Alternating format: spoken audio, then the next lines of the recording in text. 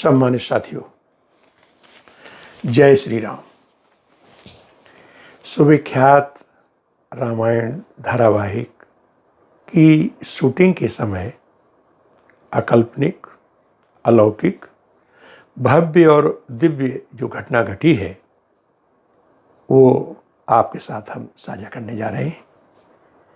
मैं आशान्वित हूँ कि सत्संग की इस पूरी कड़ी में आपकी सहभागिता मिलेगी, जिससे उस रहस्यमय गूढ़ प्रसंग को आप सुन सकें। सम्मानित साथियों, रामचरितमानस या राम कथा, इसके रचयिता हैं भगवान शिव।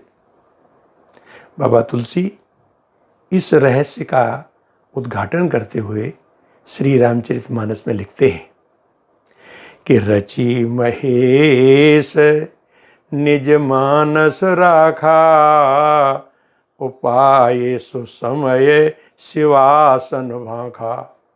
यानी भगवान शंकर ने इस रामचरित्र की रचना अपने मानस में कर ली थी और सुदीर्घ प्रतीक्षा के बाद जब पार्वती जी का प्रादुर्भाव हुआ तो सुंदर समय को देख करके उन्होंने इसका व्याख्यान उनके समक्ष किया।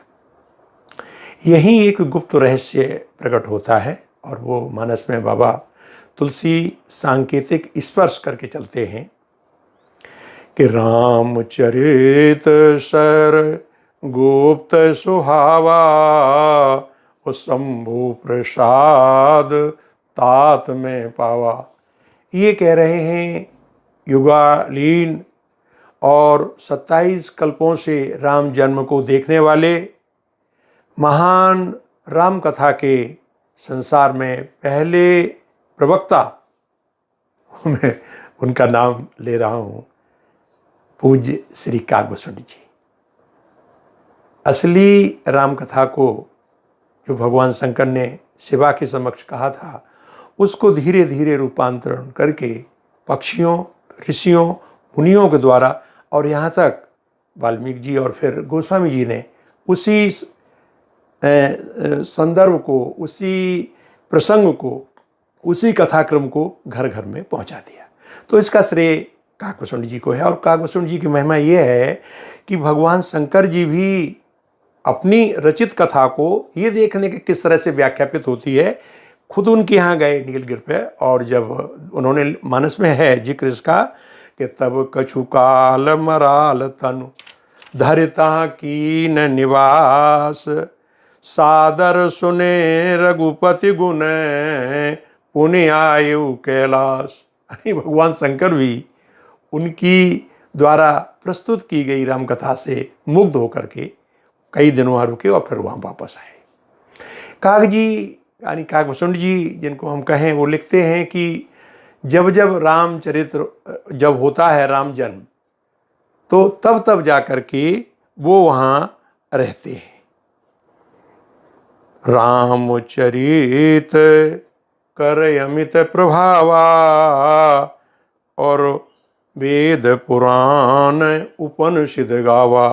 काक जी लिख रहे हैं कि जब भगवान का जन्म होता है तो जन्म महोत्सव देखो जाई, और 5 वर्ष तहाँ रहो लुभाई। 5 साल जब तक उनका बाल्यकाल रहता है, हम वहीं उनकी लीलाओं का अनुश्रवण करते हैं, उनके साथ खेलते हैं, विचरते हैं।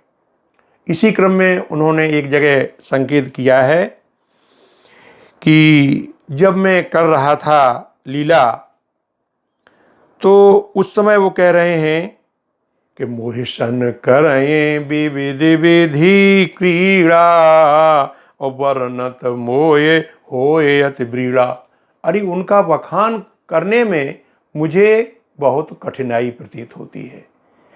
तो सम्मानित साथियों, इस प्रसंग को मैं वहाँ ले जा रहा हूँ कि जब सुविख्यात फिल्म निर्माता रामानंद जी सागर इस धारावाहिक रामायण का निर्माण कर रहे थे, तो उनके मानस में, उनके विचार में आया कि भाई जहाँ से बाल रूप चूँकि भसुंडी रामायण ही सबसे पहली रामायण है, तो उसमें बाल रूप का कैसे जाकर के काकभूषुंड जी उनके साथ क्रीड़ा करते हैं, इसका मैं जो है चित्रण कैसे करूं।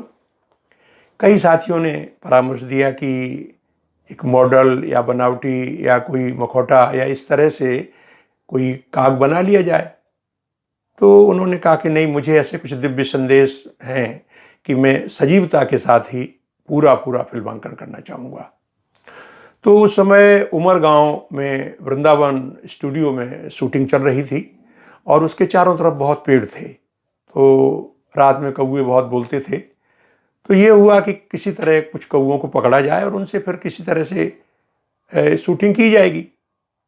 पूरी यूनिट लगी रही। तो एक दिन 4 कौवे पकड़ लाए और उनको एल्युमिनियम के तार से बांध के रख दिया गया। अब कौवे तो आप जानते हो शोर करते हैं, और वृक्षों पे और कौवे थे, तो रात भर वो निकलने के लिए आवाज़ें करते रहे और अपने निकलने के प्रयास करते रहे। सुबह जब देखा गया तो 3 कौवे निकल चुके थे, एक मात्र रह गया था। वो भी छड़फड़ा रहा था, बुरी तरह से फटफड़ा रहा था, निकलने के लिए आतुर था और काफ़ी तरह से आवाज़ें लगा रहा था।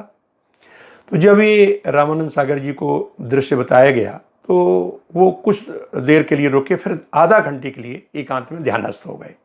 और इसके बाद जब वो अपने निकले उस कक्ष से, तो वही जो उनकी मोहक मधुर मुस्कान बिखेरते हुए बोले, चलिए काकभूषुंड जी के पास ले चलिए। सब लोग बड़े आश्चर्य में थे कि अभी तो आवाज़ कर रहा है बंधा हुआ एक ही मात्र। तो काकभूषुंड जी जब उन्होंने शब्द संबोधन किया और पहुँचे तो साष्टांग प्रणाम करके चरणों में वहीं एक तरह का जमीन में लेट गए उनके सामने और कहा कि महाराज, ये अगले सप्ताह इसका टेलीकास्ट होना है। आप जानते हैं करोड़ों लोग इसको देखने के लिए लालायित रहते हैं और आपकी ही प्रेरणा, आपकी ही संदेश से हम इसको फिल्मांकित करने जा रहे हैं। आप ही की लीला है। महाराज, मुझ पर इतनी कृपा करिए कि चूँकि दूरदर्शन एक भी घंटे का विलंब नहीं करता, इसलिए मेरी इस ख्याति को देख करके और रामचरितमानस की महिमा और रामायण धारावाहिक के प्रति अगाध लोगों के प्रेम को देखते हुए महाराज आपकी कृपा अपेक्षित है। इतना कहने के बाद वो खड़े हो गए और उन्होंने वहीं से आवाज़ दी कि वही कैमरा वगैरह लगाइए। तो जहाँ वो बाल रूप भगवान श्री राम बैठे हुए थे उसकी तरफ संकेत किया, लाइटें ऑन हो गई और उन्होंने, अब चूँकि उनके पुत्र जो प्रेम सागर जी जो उनके साथ सहायक की तरह रहते, उन्होंने एक साक्षात्कार में बताया है कि उन्होंने आदेश दिया कि भाई इसको चैन से निकाल दिया जाए। सब लोग भौचक्के रहे कि महाराज कैसे होगा। जैसे ही निकाल दिया, इन्होंने फिर प्रणाम किया। वहाँ से कौवा उड़ा और उड़ कर के आकर के, आपने देखा होगा उत्तर रामायण में कि किस तरह से बालक राम के पास आकर के चोंच से उनके साथ जो मालपुआ खा रहे हैं उसको खींचने की कोशिश करता है। बालक राम उनके सर पे हाथ रखने की कोशिश करते हैं। वो मधुर दृश्य जो है फिल्मांकित किया गया। तो मैं ये कहना चाहूँगा कि ये तो भगवत कृपा से, हरि इच्छा से होता है।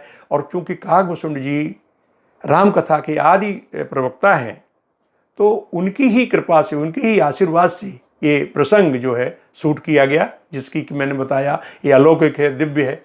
वैसे काकभूषुंड जी हरिचरित्र में बड़े अनुरक्त रहते हैं और कोई भी जन्म हो, चाहे कृष्ण अवतार हो, तो कृष्ण अवतार में भी वही लीला करने के लिए आ गए। आपने रसखान जी का पद तो सुना होगा कि काग के भागे बड़े सजनी, हरि हाथ से ले गो माखन रोटी। यानी उस जन्म में भी उन्होंने वो क्रीड़ाएं अपनी प्रारंभ रखी।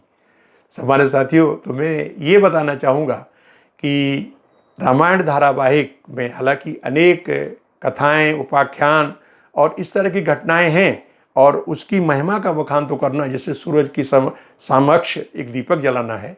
फिर भी मैंने जो सुना कुछ संतों से, कुछ हमने जो इनका साक्षात्कार था प्रमुख पत्रों में प्रकाशित हुआ, प्रमुख चैनलों आज तक वगैरह में, उन सब से मैंने थोड़ा थोड़ा लेकर साभार आपकी सेवा में प्रस्तुत किया है।